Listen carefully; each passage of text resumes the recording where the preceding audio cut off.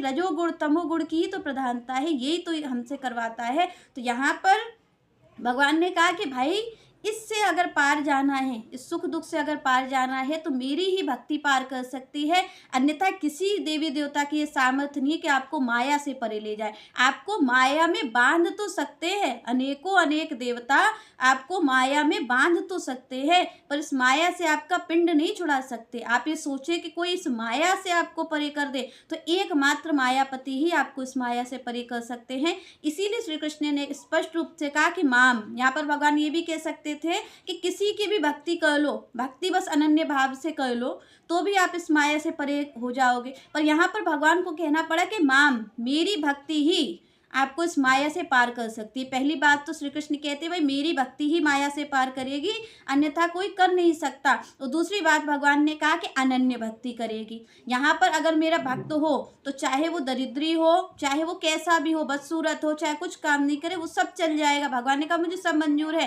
क्यों? क्योंकि यहाँ पर आप देखिए सुदामा जी कैसे हैं। सुदामा जी दरिद्री ही तो हैं। सुदामा जी के पास कहाँ संपत्ति है, उनके पास तो खाने के लिए भी नहीं है। और तो और श्री कृष्ण को जब वो देने के लिए गए हैं तब भी उनको उधार लेकर के देने पड़े थे वो चावल। तो यहाँ पर आप और हम देखें कि भगवान दरिद्री को भी एक्सेप्ट कर रहे हैं।